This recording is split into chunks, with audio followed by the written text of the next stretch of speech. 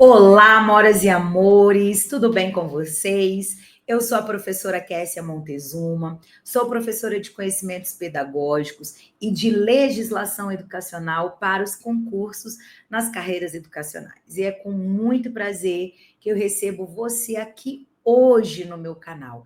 Esse canal que é voltado para a sua aprovação. E hoje nós vamos fechar o nosso ano aqui no canal com um super simulado, abordando as questões que foram mais cobradas nos concursos das carreiras educacionais, com os temas que são recorrentes nos editais para os concursos de professores e também dos outros cargos que são da educação. Mas antes da gente começar o nosso simulado, esse simulado de final de ano, eu quero agradecer a todos vocês que durante todo o ano de 2024 estiveram aqui comigo no canal, assistiram e participaram das lives, acessaram os vídeos com os temas que vocês julgaram ser importantes na preparação, para vocês que comentaram, para vocês que curtiram, para vocês que compartilharam o canal, o meu muito obrigado. Eu quero também aproveitar essa oportunidade para desejar que o ano de 2025 seja o ano da sua tão sonhada aprovação, que vocês alcancem o objetivo de vocês, que é se tornarem professores efetivos no estado, no município onde vocês estão. Então, o meu muito obrigado mais uma vez a todos vocês. E vamos hoje fechar o ano de 2024 com o pé direito. Vamos resolver questões, vamos continuar firmes e fortes aí, rumo à aprovação de vocês. Roda a vinheta.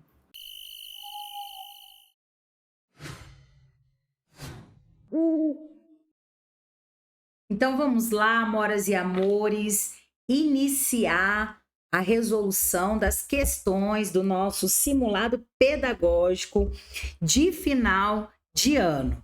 Mas antes da gente de fato começar, eu quero te dar um recado muito importante. Na verdade, é uma super dica para você que está aí se preparando para os concursos nas carreiras educacionais.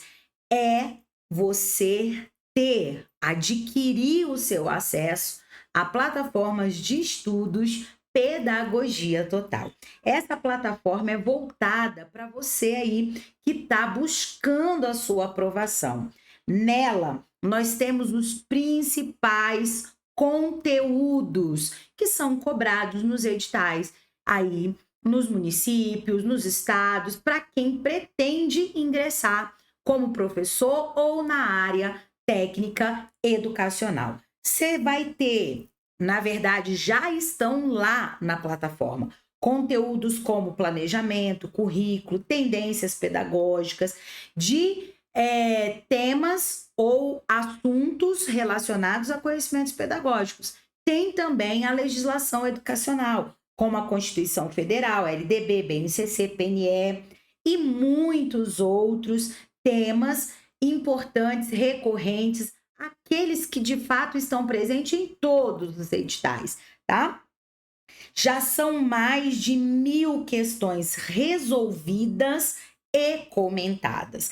Além dos módulos de conhecimentos pedagógicos e de legislação educacional, a plataforma ainda tem 2 módulos extras, que são o de resolução de questões por temas e o bloco de resoluções de questões por banco. Então, você não pode perder essa oportunidade. Principalmente por quê? Porque nós estamos com um cupom de promoção de 25% de desconto. O valor para adquirir o seu acesso, que é de R$ 89,90, com desconto passa a ser de R$ 67,43. Gente, para tudo isso que você terá acesso e muito mais, é um preço acessível a todos e muito justo também. Então, ó, você vai ter acesso por 2 anos a essa plataforma que não está encerrada. É uma plataforma que vai estar constantemente sendo atualizada. E todas as atualizações você vai ter acesso depois que adquirir, né? Vai poder acessar essas atualizações sem nenhum custo adicional. É um único pagamento de R$ 67,43, aplicando o cupom de 25% de desconto. Então, é só você direcionar a câmera do seu celular para esse QR Code ou acessar pelos links que estão na descrição desse vídeo e também no comentário fixado, tá bom? Então, ó, corre e garanta o seu acesso, porque já foram preenchidos 50% dos cupons que nós deixamos disponíveis para essa promoção, tá bom? Então vamos lá. Dito isso, se eu fosse você, não perdi essa oportunidade. Eu tenho certeza que você não vai se arrepender, tá?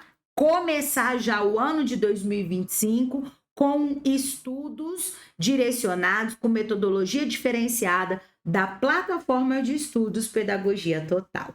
Dito isso, então, vamos resolver as nossas questões desse simulado pedagógico de fim de ano que eu separei para vocês com maior cuidado, com maior carinho, objetivando aí você aprimorar os seus conhecimentos, tá bom? Então, vamos lá.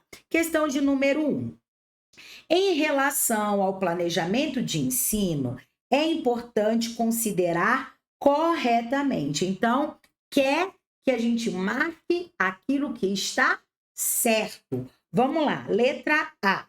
As formas de ensinar, não necessariamente as formas com que os sujeitos aprendem. Então, assim, ó, em relação ao planejamento, é importante considerar as formas de ensinar e não necessariamente as formas com que os sujeitos aprendem de jeito nenhum, né? É importante considerar tanto a forma de ensinar, como também como esses sujeitos irão aprender. Então, essa não é a nossa correta. Letra B.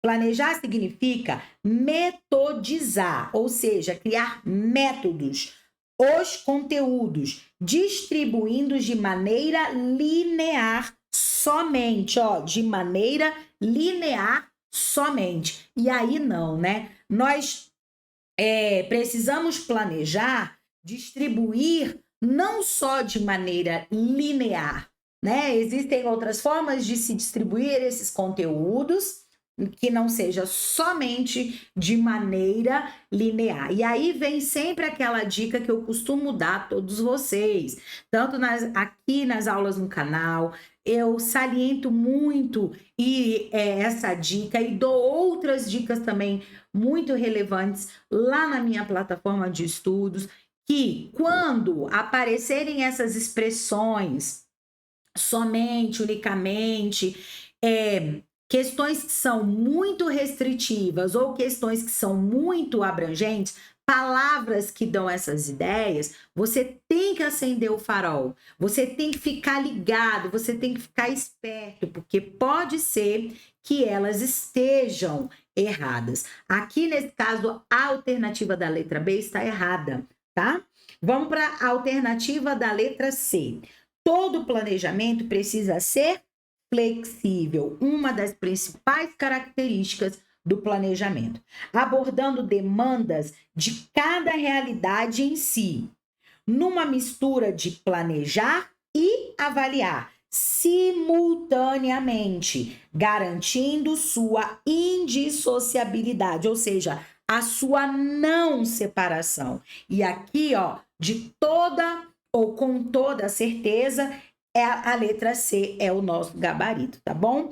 Lembrando, o planejamento, ele possui características de ser dinâmico, contínuo, participativo, e uma das características que ele tem que ter é a da flexibilidade, que apareceu aqui, tá bom? Então, ó, questão de número 1, gabarito letra C. Lembrando que toda ação pedagógica, toda ação educativa, ela para que ela seja de fato realizada, antes é necessário que se faça um planejamento. Então, o planejamento antecede a ação pedagógica, né? Então, não existe ação pedagógica sem planejar. E é por isso que o planejamento é um dos temas centrais aí dos editais nas carreiras educacionais. Vamos lá, questão de número 2. O plano da escola, o plano de ensino e o plano de aula antecedem, vem antes do trabalho pedagógico e orienta a prática docente durante o ano letivo. Acerca desses planos, assinale a alternativa que indica a que eles fazem parte. E aí vem, né? Letra A, currículo escolar? Não. Letra B, uma norma escolar? Também não.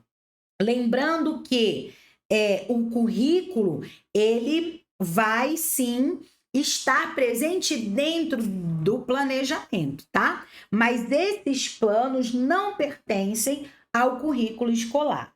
A norma escolar, quando a gente fala em norma, a gente pensa em quê? Nas legislações, nas diretrizes e outros documentos que normatizam, e eles não fazem parte da norma escolar. Projeto político-pedagógico, não. Sabe por quê? Porque quando a gente fala de projeto político ou projeto pedagógico, aqui não apareceu o político, né?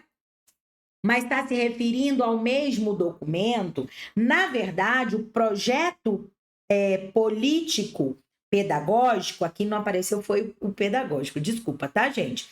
Projeto político. Esse projeto político, que é o projeto político pedagógico, ele é, de fato, um desses planos citados. Então, ele é sinônimo, ele é a mesma coisa que plano da escola.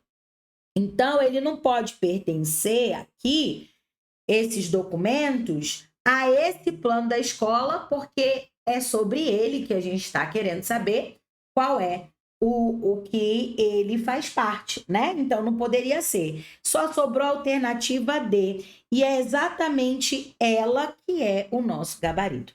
Quando a gente fala, pessoal, de plano da escola, de plano de ensino e plano de aula, nós estamos falando dos documentos resultantes desse planejamento aqui, ó, que é o planejamento escolar, ou ainda as modalidades, porque o professor José Carlos Libânio, ele classifica ou ele usa, né, a nomenclatura de modalidades desse planejamento.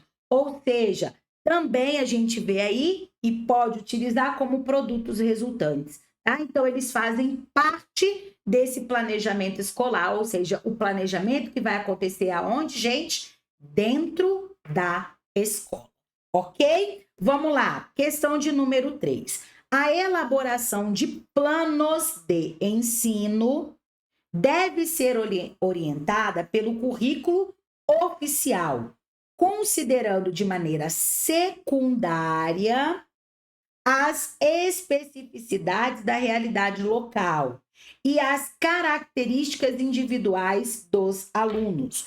Uma vez que o currículo é o único referencial legítimo para a organização das práticas pedagógicas. E aí a gente tem alguns erros, tá? Essa questão ela tá errada e nós temos alguns erros aqui a considerar. Quando diz assim, ó, orientada pelo currículo oficial, considerando de maneira secundária as especificidades da realidade local. Aqui a gente já poderia marcar que ela estava errada, é o primeiro erro que aparece, porque o currículo ele é formado por uma base nacional comum curricular, e aí ele é de abrangência nacional, A base é para todos os sistemas de ensino e escolas, é uma das partes que compõem o currículo. E ao mesmo tempo que o currículo é formado por uma base nacional comum curricular, ele também deve conter uma parte diversificada que considera as especificidades da realidade local, certinho? Então, quando colocou de forma secundária, deixou essa composição que o currículo tem que ter, que é a base e a parte diversificada, em níveis de diferenciação que não existe. Tá? Esse é o primeiro erro. Essa de maneira secundária, não, porque da mesma forma como o currículo é composto por uma base, ele também deve ter uma parte diversificada, tá? Outro erro importante é que o currículo é o único referencial legítimo. Não. Para a organização das práticas pedagógicas, não. Além do currículo que os sistemas de ensino têm, nós temos também as diretrizes curriculares. Nós temos outros normativos que podem ser de abrangência local ou direcionado para um sistema de ensino específico ou ainda daquela própria escola, que são legítimos para a organização de práticas pedagógicas. Lembrando sempre que eles não vão contrariar as normas gerais da educação nacional, mas que eles têm legitimidade, assim como o currículo, eles podem ter, tá bom? Então, quando diz aí que ele é o único referencial legítimo, mais um erro importante aí. Então, a questão de número 3, ela está errada e apontando aí para vocês quais os erros, porque não foi apenas um, tá? Dessa questão. Vamos avançando para a questão de número 4. A Lei 9394/1996 permite que o ensino fundamental seja oferecido em instituições públicas e privadas, mas garante que, no caso das instituições públicas, ele deva ser gratuito e obrigatório dos 6 aos 14 anos de idade. E aí, essa questão de número 4, ela tá certinha. Quero que você preste bastante atenção. Quando se fala de gratuidade da educação básica, eu vou botar aqui, ó, a gratuidade da educação básica, nós vamos falar o quê? Que ela se estende na faixa etária dos 4 aos 17 anos. E aí que você precisa ter bastante atenção, tá bom? Porque aqui é a gratuidade. Faltou o D. Gratuidade da educação básica. E essa gratuidade, ela vai se estender da pré-escola, começando lá, ó, aos 4 anos, e vai até pré-escola, até o ensino médio, onde aos 17 anos é finalizada essa gratuidade. E aqui, na verdade, gratuidade não, tá, gente? Vou consertar. Obrigatoriedade. Obrigatoriedade. É isso que você não pode confundir, tá bom? É a gratuidade, mas a gente está falando da obrigatoriedade, tá bom? Obrigatoriedade da educação básica. Ok? A obrigatoriedade. Todo o ensino, ele oferecido pelo Estado, pelo poder público, por meio de seus entes federados, foi oferecido pelo Estado, ele deve ser gratuito. Entretanto, a gente tem a obrigatoriedade, que é essa aqui, ó, que a gente está falando.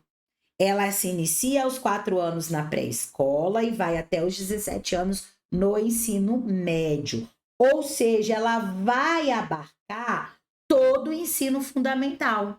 Então, além de ser gratuito, ele é todo obrigatório, tá? Nas instituições públicas. Então, quando eu falo aqui, ó, de ensino fundamental, você vai lembrar que ele vai se iniciar aos 6 anos e vai até os 14. Essas faixas etárias, pessoal, elas são importantes. Essa divisão, essa organização que a lei traz, a 9394 traz, ela é muito importante. Então, ela chama assim, da fase do ensino fundamental, lá na fase 1 ou fase inicial, e depois que as diretrizes trazem a nomenclatura dos chamados anos iniciais, ela vai ter início aos 6 e vai até aos 10 anos, tá bom?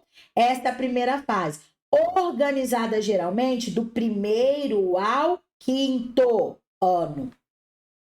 Já lá na fase 2, na segunda fase, ou na fase 2 do ensino fundamental, o Pokémon ele vai estar de 11 a 14 anos de idade.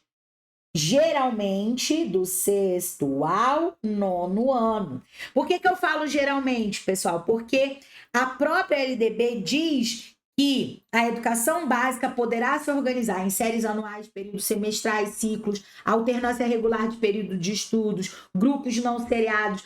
Existe uma possibilidade, mas a grande maioria dos sistemas de ensino escolhe, opta por organizar em o quê?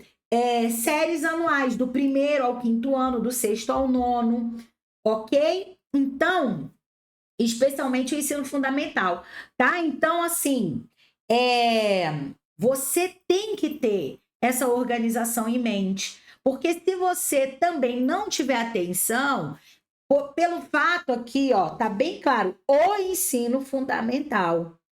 Então, tá falando especificamente de uma das etapas da educação básica, tá? Então, você tem que ter em mente como todas elas estão organizadas. Quais são as faixas etárias correspondentes a cada uma delas?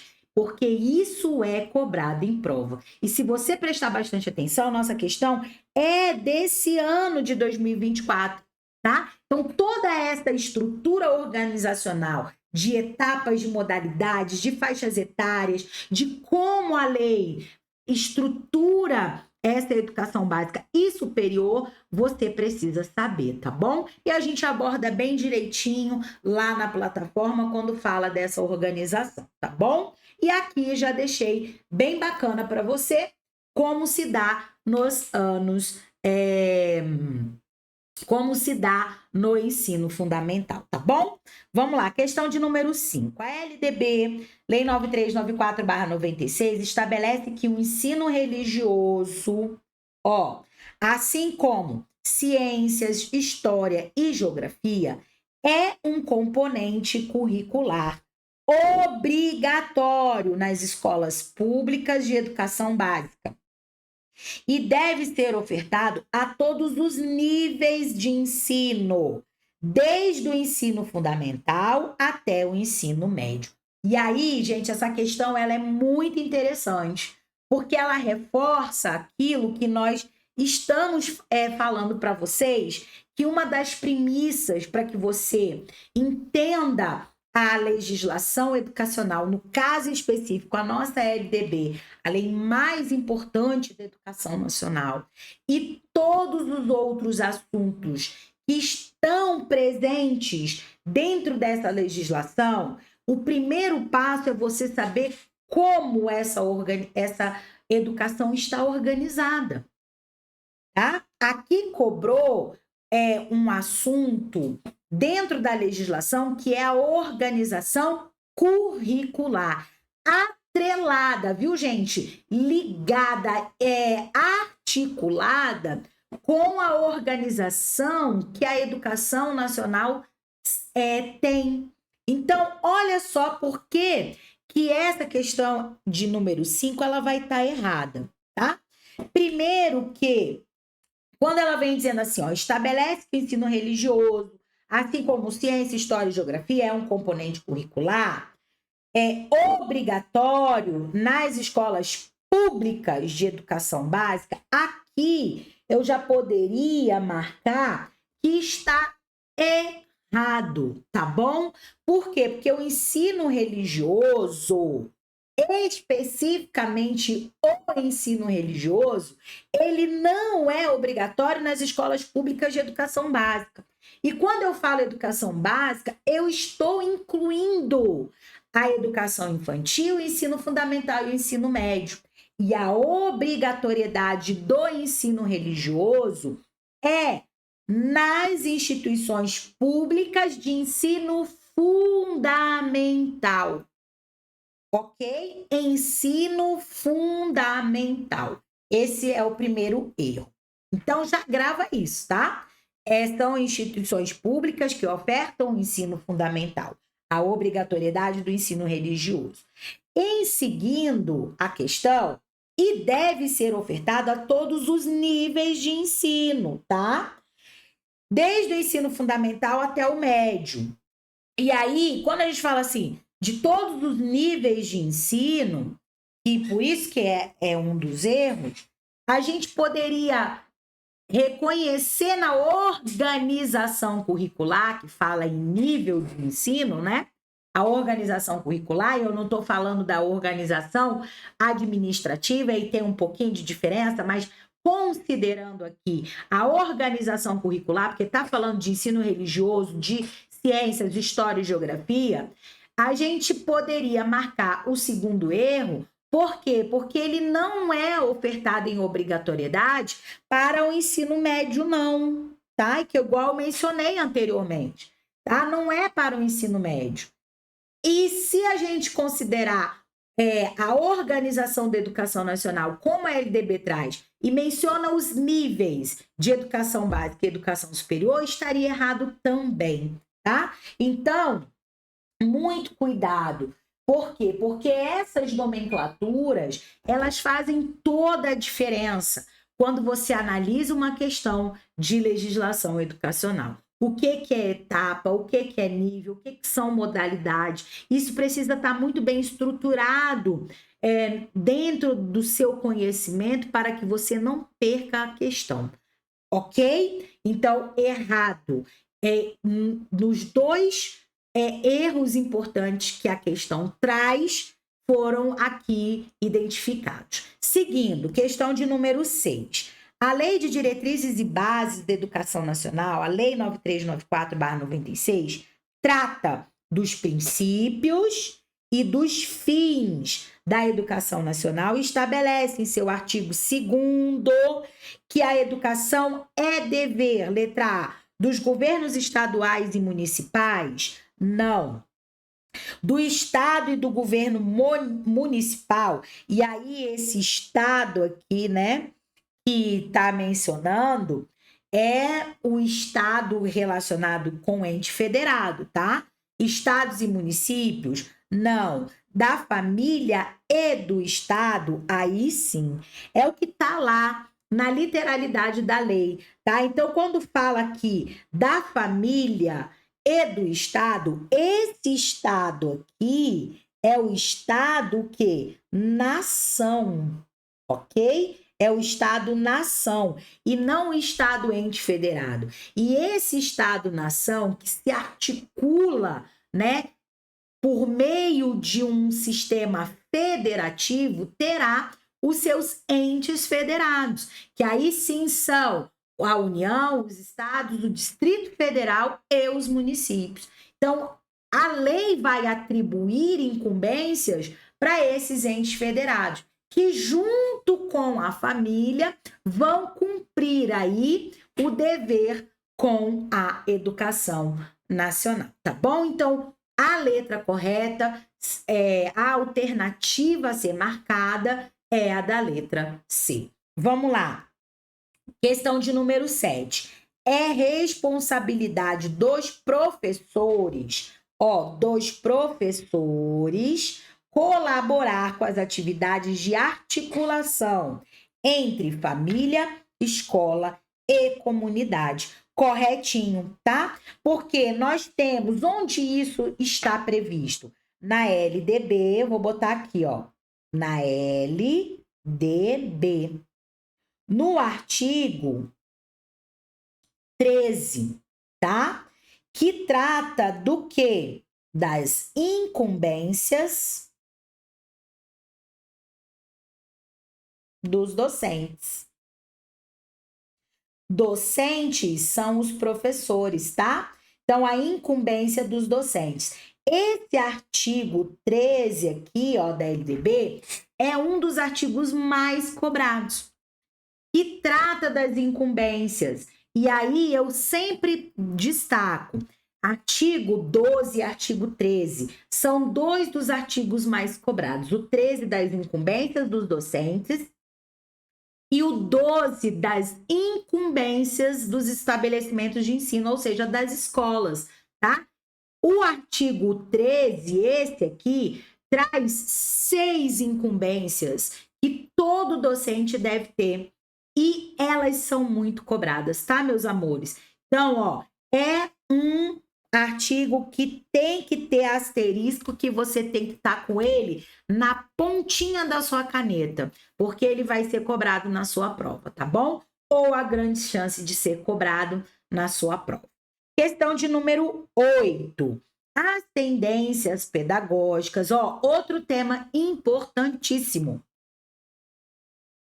As tendências pedagógicas, a tendência pedagógica tradicional propõe que os alunos devem ser ativos. Ó, aqui eu já posso marcar que essa questão está errada, tá? Na tendência pedagógica tradicional, os alunos são passivos. Inclusive, essa tendência, ela foi muito criticada pelo nosso patrono da educação brasileira, que é Paulo Freire. Ele chamou essa educação que é proposta na tendência pedagógica tradicional de educação bancária. Tamanha é a passividade do aluno frente a essa tendência pedagógica, ou seja, o aluno ele só recebe, ele é um sujeito passivo, onde o conhecimento é depositado nesse aluno. Eu vou usar essa palavra, né? Ele é um simples hospedeiro, tá? Entre aspas, do ensino que é ministrado. Então, quando se atribuir, sempre que se atribuir, o aluno ativo e relacionar essa condição à tendência pedagógica tradicional, ela vai estar errada, tá? Se a gente continuar lendo, promovendo a pesquisa e a descoberta, enquanto o professor assume um papel de facilitador, aqui existe outro erro, tá? O papel do professor na tendência pedagógica tradicional é o papel de centralidade, detentor de todo conhecimento, autoridade máxima. Ele não é um facilitador dessa aprendizagem, tá? Então, atribuir a ele também um papel de facilitador, mais uma vez, traz um erro para essa questão. Ó, alinhando-se às características da tendência renovada progressiva. Quando a gente fala de renovada progressiva, é sinônimo, essa nomenclatura é a mesma nomenclatura, tem o mesmo significado, o mesmo sentido de que renovada progressivista, tá? E aí, quando diz assim, ó, alinhando-se às características, você tem que colocar na sua cabeça sempre que as tendências renovadas, elas não vão se alinhar à tendência pedagógica tradicional, ao contrário, elas são opositoras. Elas vêm justamente para contrapor tudo que uma tradicional defende e sistematiza para a educação, para o ensino. Então, não vai haver em nenhum momento, tanto na renovada progressiva ou progressivista, quanto na renovada não diretiva, não vai existir alinhamento entre essas tendências pedagógicas. Elas vão estar sempre em posições opostas, tá? Então, outro erro importante aqui. Belezinha? Então, ó, sem a menor sombra de dúvidas, essa questão de número 8 está errada. Vamos para 9. A tendência pedagógica libertadora, ó, é essa aqui. Inspirada em Paulo Freire, enfatiza a importância do diálogo e da problematização na prática escolar. Ó, até aqui tá tudo certo. Seguindo, essa tendência considera que o papel do professor deve ser, ó, apenas do quê? De facilitador, evitando qualquer intervenção que possa direcionar o pensamento crítico dos alunos. Ó, vamos lá. Aí a gente já vem para refutar e marcar que essa questão está errada, tá? Por quê? Porque na tendência pedagógica libertadora, o professor, ele não tem um papel de facilitador, tá? Ele é justamente aqui, ó, ele não é apenas facilitador, ele não é facilitador. Ele tem um papel de despertar no aluno o pensamento crítico. Aqui está dizendo que é apenas facilitador, evitando qualquer intervenção. Não, ele vai sim fazer com que esse aluno tenha um pensamento crítico a partir da sua realidade. Então, ele não é apenas um facilitador, ele não ocupa esse papel, tá? Então, por isso está errado. Ao contrário, ele vai, do que aqui está dizendo que ele evita qualquer intervenção, não, ele direciona. Ele vai conduzir o aluno a ter um pensamento crítico da sua própria realidade, tá? Então, por isso que está errado. Vamos para 10. A tendência pedagógica tecnicista defende que o ensino deve ser orientado por objetivos bem definidos, isso mesmo, ó, bem definidos e mensuráveis, utilizando métodos padronizados de ensino. Nessa abordagem, ó, o papel do professor é adaptar-se, olha, às necessidades individuais de cada aluno, promovendo a personalização do ensino com base em suas aptidões e interesses específicos. E aqui, ó, nós vamos marcar o erro errado também, tá bom? Questão de número 10 está errada, porque nessa tendência pedagógica tecnicista, o papel do professor é o quê? É um papel de transmissão das instruções. Ele deve só o quê? Passar as instruções, o professor passa as instruções, o aluno recebe, aprende e executa as instruções dadas pelo professor.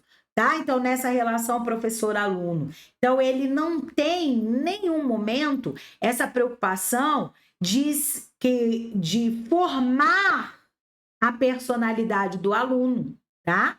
Não é na tecnicista esse papel. Quando a gente fala aí de um professor que vai auxiliar na personalização do ensino para aquele aluno, de acordo com as suas aptidões e seus interesses, a gente está falando de uma não diretiva, tá? E não de uma tendência pedagógica tecnicista, tá? A tecnicista, os papéis são muito bem definidos. O professor transmite e o aluno recebe, aprende e executa, tá? Então, eles são cumpridores de papéis. Então, por isso que essa questão de número 10 está errada. Vamos para a questão de número 11. A tendência qual? Tradicional, preconiza que o professor deve ser o centro do processo educativo, certinho, agindo como principal transmissor do conhecimento. Então, tá bem direitinho. Nessa abordagem, a interação ativa dos alunos, é incentivada. Aqui, a gente já tem o erro. Lembra que eu falei na primeira questão que mencionou o papel ativo do aluno? Toda vez que a tendência pedagógica tradicional for mencionada, o papel do aluno vai ser sempre de um sujeito passivo no processo. Ele não vai ter interação, diálogo, ele não vai ter uma posição ativa dentro desse processo nunca, gente, nunca, tá? Então, falou em interação entre professor e aluno, falou em papel ativo do aluno, falou em senso ou pensamento crítico, nada disso se encaixa dentro das características que são da tendência tradicional, da tendência tradicional, tá bom? Então, muita atenção com isso aí. Vamos lá, questão de número 12. O Plano Nacional de Educação, PNE, estipulado pela Lei número 13.005 de 2014, tem como foco exclusivo a educação básica.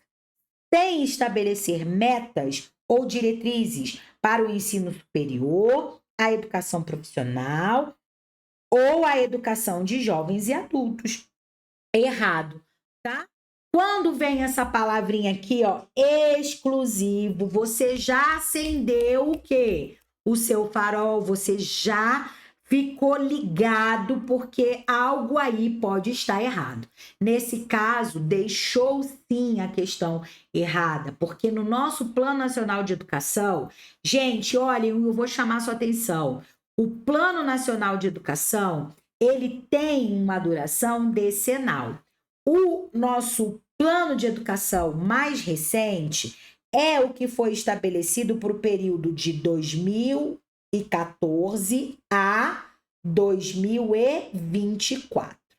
Ele era para ter sido substituído em julho desse ano de 2024. Porém, não foi.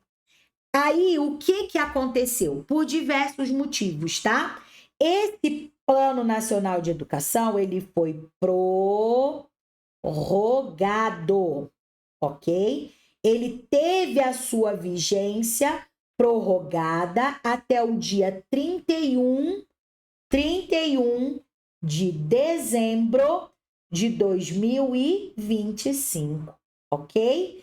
Então, tudo o que está estabelecido nesse plano e legitimado pela Lei Federal 13.005 de 2014 está valendo. Então, até o dia 31 de dezembro, se você estiver fazendo prova e tiver o Plano Nacional de Educação sendo cobrado, é esse que está em vigor, tá bom? E esse plano, ele traz metas ou diretrizes para a educação superior, sim, para a educação profissional também, assim como para a educação de jovens e adultos, tá? Então, dizer que ele é exclusivo para a educação básica é errado. Então, por isso que a questão de número 12 está errada. Vamos lá. Questão de número 13. Dentre as metas do Plano Nacional de Educação, PNE, não há em uma das metas a valorização do profissional da educação. Não há errado, é assim. Existe lá uma meta que é direcionada para os profissionais da educação, ok? Então, dizer que não há é um erro. certo? E se você...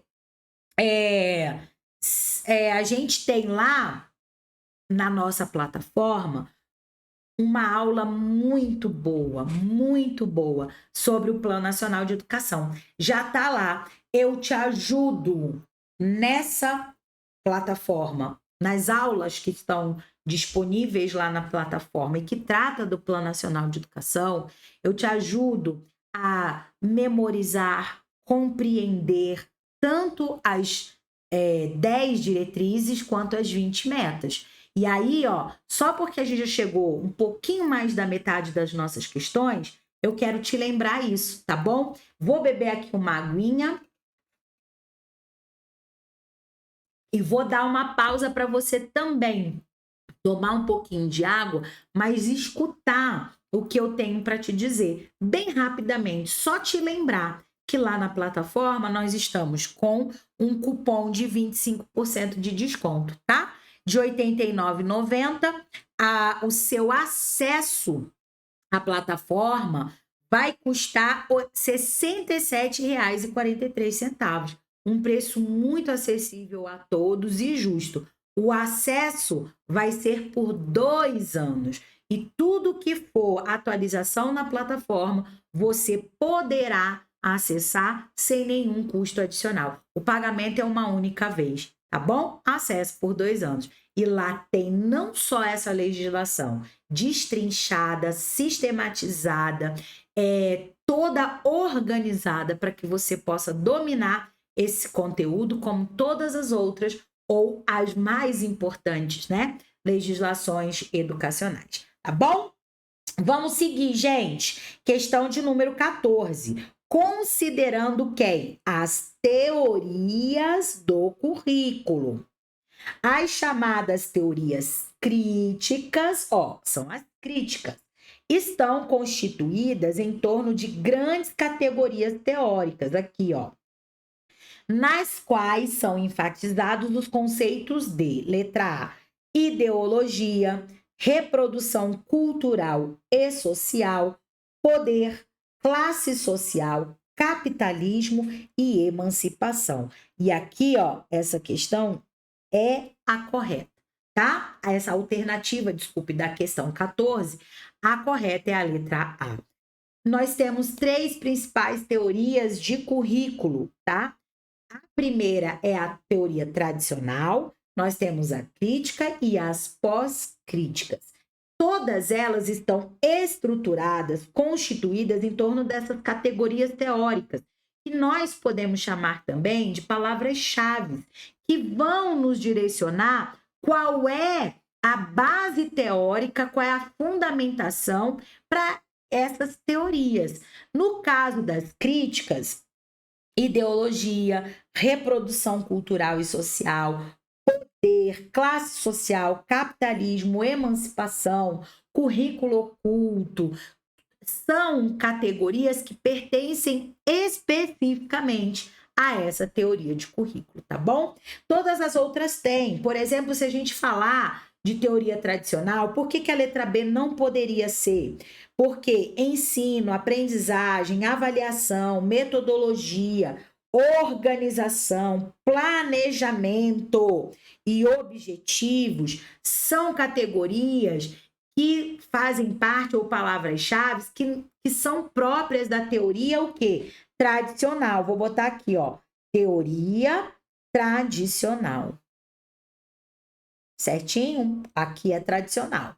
Na letra C, identidade, diferença, subjetividade, o discurso, o saber-poder, cultura e o multiculturalismo pertencem à teoria de currículo pós-crítica, certo? É a pós-crítica.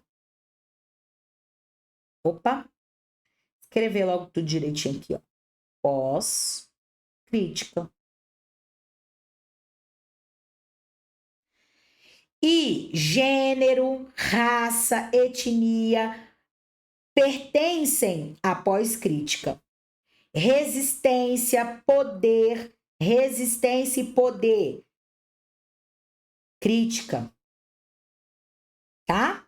Aqui, gênero, raça e etnia é pós-crítica. Resistência e poder é aqui na pós-crítica. Sexualidade, igualdade, diferença na pós-crítica. A letra D misturou um pouquinho da crítica e da pós-crítica, tá? Então, saber quais são essas palavras-chave que eu denomino, né? E que os autores chamam de categorias teóricas, é fundamental para que você possa responder as questões e compreender qual é o cerne de cada uma dessas teorias de currículo, tá bom? Ó, seguindo lá, pesquisadores no âmbito educacional que discutem questões relacionadas ao currículo escolar sinalizam que há ensinamentos e aprendizagem que acontecem de forma o quê? Implícita. Ou seja, nas entrelinhas das relações que se estabelecem no ambiente escolar. Tais pesquisadores categorizam, classificam, nomeiam essas aprendizagens informais como currículo, letra A, oculto. É a primeira alternativa, tá? Então, esse ensinamento, por que diz de aprendizagens informais? Porque ele não está estabelecido no currículo formal, naquele currículo prescrito, mas isso não significa que ele não aconteça, ele acontece sim, de forma implícita, nas entrelinhas, nas diversas situações que envolvem o cotidiano dentro do ambiente escolar.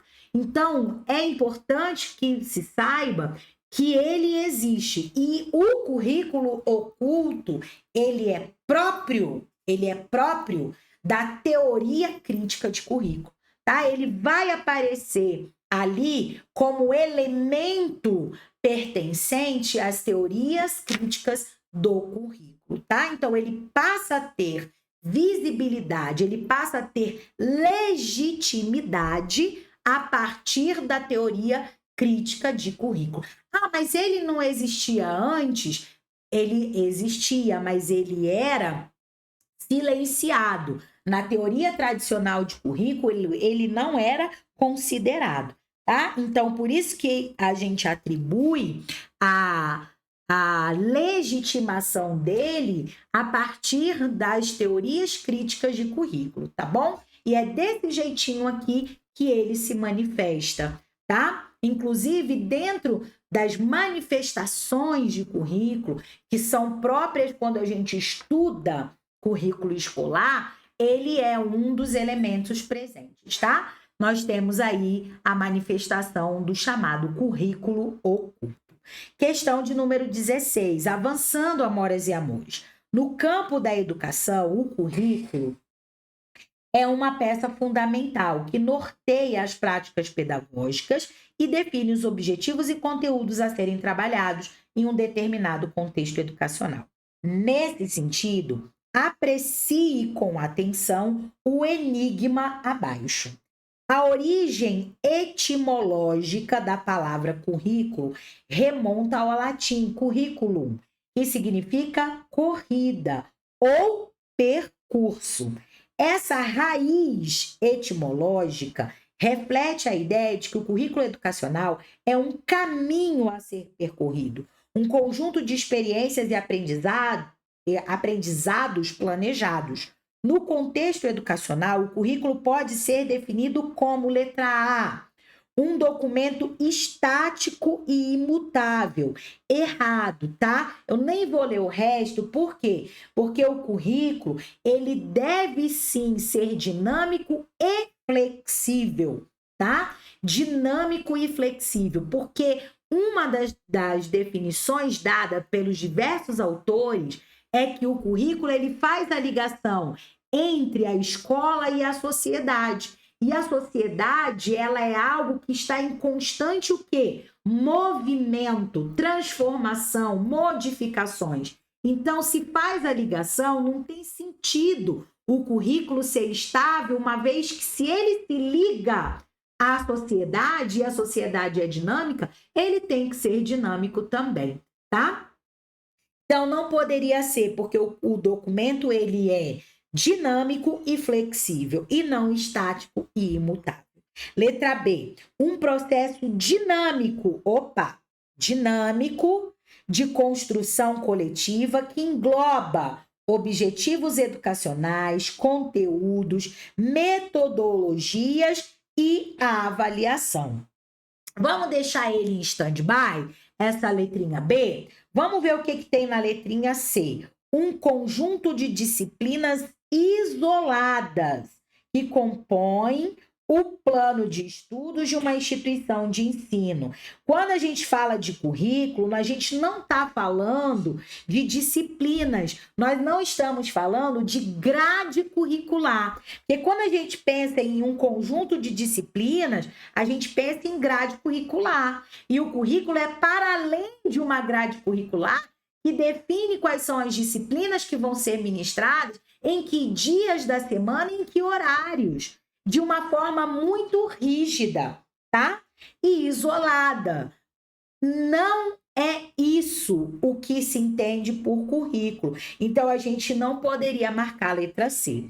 Vamos para a letra D. Um instrumento burocrático, utilizado apenas para controle e fiscalização das atividades escolares. De jeito nenhum. O currículo é uma construção cultural e não um documento ou um instrumento que apenas, aqui está dizendo, apenas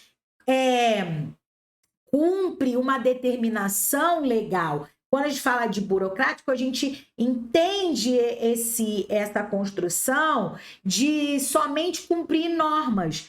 E o currículo não é isso, o currículo é um documento muito abrangente. Então, das opções que a gente tem aqui, a única que pode ser marcada é a letra B. E aí você fala assim, Kessia, mas por que você diz assim a única que pode ser marcada? Porque é uma parte do que o currículo representa. Eles escolheram colocar parte do que se dá uma conceituação de currículo, quando diz que ele é um dinâmico de construção coletiva que engloba os objetivos educacionais, os conteúdos, a metodologia e a avaliação. E faz a ligação dessa parte com as realidades sociais, para a transformação do sujeito para que ele possa estar preparado para atuar em sociedade. Tá? Então, nesse sentido aqui, amoras e amores, é sim o que nós poderíamos marcar, entendendo que o conceito de currículo é muito abrangente, ele vai para além daquilo que é um documento burocrático, porque ele de fato precisa cumprir as normas da legislação educacional, ele é sim, ele é muito além do que, né, ele tem como características, na verdade, a continuidade, o dinamismo, a flexibilidade, e ele une aquilo que é relativo à escola, ao contexto educacional, aos elementos que fazem parte de um contexto social, tá bom? Vamos lá, questão de número 17. A Constituição Federal, esse CF aqui é Constituição Federal, em cujo texto estão reunidas as normas superiores do ordenamento jurídico do Estado Nacional, constitui fundamento da LDB e das demais leis do país e suas respectivas normatizações. Correto, tá? Lembrando que, em termos de legislação, nós temos aqui a Constituição Federal de 1988 como a lei suprema. Não existe nada que possa se sobrepor, mas ela é o fundamento, ela é a base dentro do contexto educacional para a Lei de Diretrizes e Bases da Educação Nacional. Ela é a base para, que mais a gente pode colocar aqui? As diretrizes curriculares nacionais. Ela é base para a Base Nacional Comum Curricular. Ela é base para o Plano Nacional de Educação. Então, todas as legislações que estão abaixo da Constituição Federal, né, infraconstitucionais, que a gente chama, sejam elas legislações, diretrizes, documentos normativos, todos vão ter por referência essa Constituição Federal, tá? Vai ser o fundamento de todas as outras legislações. Então, tá tudo certinho aqui na nossa questão de número 17. Vamos para a questão de número 18. O artigo 208 da Constituição Federal estabelece que o dever do Estado com a educação inclui a garantia de atendimento educacional especializado aos portadores de deficiência, preferencialmente na rede regular de ensino. Olha, vamos lá. Duas coisas que eu quero chamar a atenção aqui. Primeiro, que existem alguns artigos da Constituição que são muito cobrados, tá? A Constituição trata da educação do artigo 205 ao 214, tá bom? Ó, do 205 ao 214, lá na Constituição Federal. Desses artigos, existem alguns que são muito cobrados em prova. Entre eles está o artigo 208, ok? Que trata do dever do Estado com a educação. Então, é um dos artigos mais cobrados, entre os mais cobrados, inclusive. Se é que a gente pode dizer assim. Por que eu falo? Porque o 206, ele é um artigo muito cobrado porque traz os princípios da educação. O 208, ele é cobrado. Mas entre o 206 e o 208, eu estou dando apenas um exemplo para que você possa entender, o 208 é um dos mais cobrados, tá? Então, você precisa dominar esse artigo. Segunda coisa importante aqui, muita gente às vezes se incomoda, e aí é que eu quero dizer para que você não elucubre com isso, tá? Que é a expressão portadores de deficiência. Essa expressão não se usa mais, porém o texto constitucional não fez essa correção, e isso não torna a questão errada, tá? Então, quando se tratar de Constituição, quando mencionar a Constituição Federal e tratar dos portadores de deficiência, você vai seguir entendendo que é assim que está lá e é assim que você deve considerar. Não elocubrar em relação a essa expressão, tá bom? Então, até onde nós lemos, tá tudo certinho com o artigo 208. Seguindo. Isso significa que o Estado tem a responsabilidade de oferecer uma educação inclusiva e de qualidade para todos, garantindo que os alunos com deficiência tenham acesso a recursos e suportes necessários para sua plena participação no processo educacional. Então, aqui na 18 também está tudo corretinho. Questão de número 19. O artigo 211 da Constituição Federal de 88 estabelece que a União, os estados, o Distrito Federal e os municípios organizarão em regime de hierarquização seus sistemas de ensino. Aqui eu já vou poder marcar que essa questão está errada, porque não é hierarquização, tá bom? O regime é de colaboração, ok? Regime de colaboração. A União é responsável pelo Sistema Federal de Ensino e pela assistência técnica e financeira para garantir a qualidade e igualdade de oportunidades educacionais. Os municípios devem focar no ensino fundamental e na educação infantil, enquanto os estados e o Distrito Federal devem priorizar o ensino médio.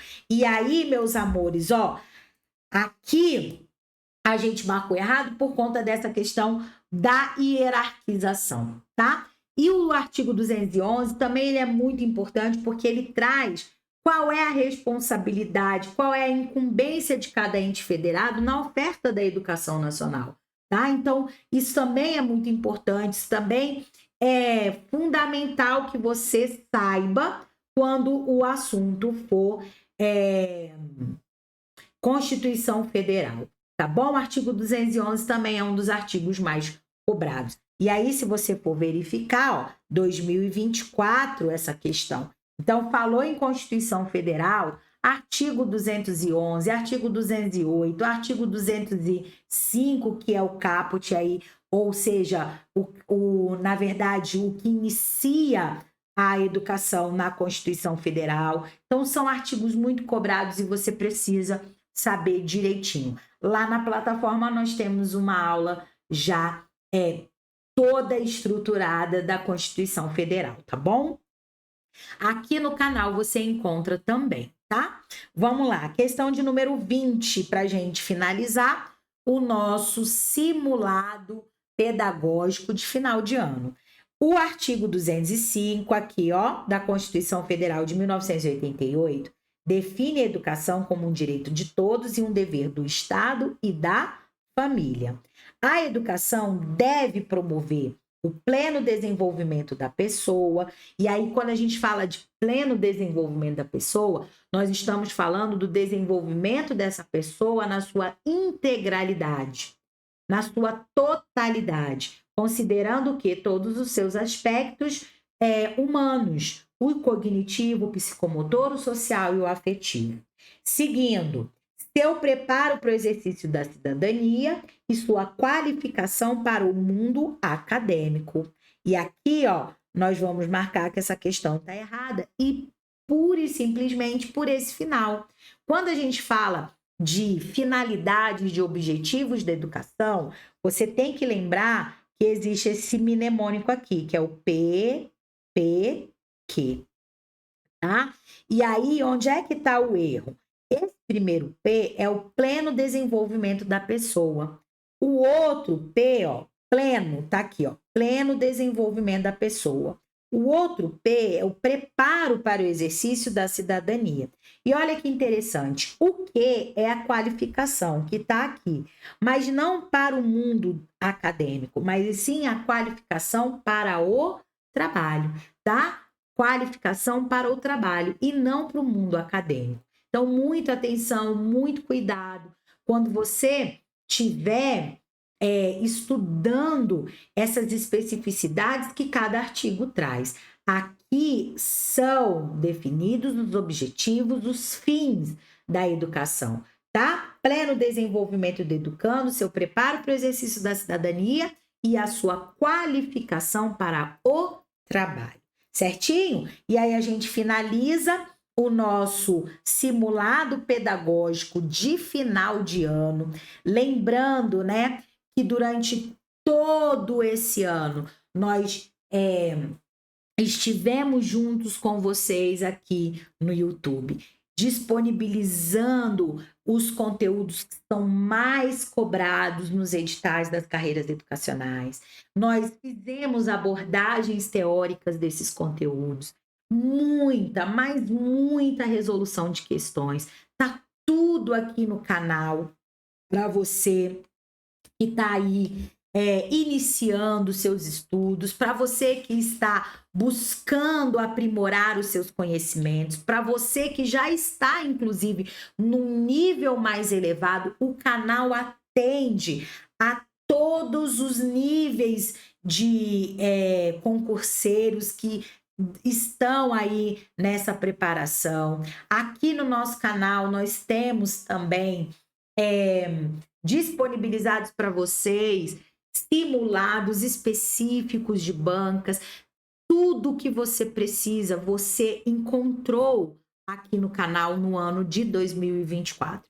E eu quero aproveitar essa oportunidade para agradecer a você que está inscrito no canal, que percorreu todo esse ano conosco, através dos vídeos postados, atuando, participando, acompanhando as lives que foram colocadas aqui ao vivo. Então, meu muito obrigado a todos vocês que foram parceiros aqui do canal durante esse ano. Você que se inscreveu, você que acessou os vídeos, mas ainda não está inscrito, aproveita essa oportunidade. Você pode ver a qualidade que nós imprimimos aqui a esse canal. Então, se inscreve para que você possa fortalecer o nosso canal e nós possamos estar cada vez mais levando até vocês conteúdos de qualidade. E você que está inscrito, você que vai se inscrever, não esquece, compartilha. Tem aí esse aviãozinho que você pode enviar o link das aulas para o maior número de pessoas possíveis. Quando você faz isso, você fortalece o canal e eu posso continuar levando até vocês conteúdos de qualidade, tá bom? Você pode me encontrar também nas redes sociais. O Instagram é @KessiaMontezuma. Eu também tenho um canal no Telegram, que é o Pedagogia Total. Você pode também se inscrever, né, nesse canal e ter acesso à minha agenda, aos materiais que estão disponibilizados, a promoções exclusivas ou promoções que são colocadas primeiro para os integrantes do canal do que em outras redes sociais, enfim. São inúmeros benefícios que você pode adquirir me acompanhando aí nas minhas outras redes sociais, tá bom? Então, de fato, para a gente finalizar, eu quero mais uma vez agradecer a todos vocês, desejar que em 2025 seja o ano da sua aprovação e que você vai poder contar conosco para te auxiliar a alcançar esse objetivo, tá bom? Feliz 2025 para todos vocês e até a nossa aula no ano que vem. Forte abraço a todos!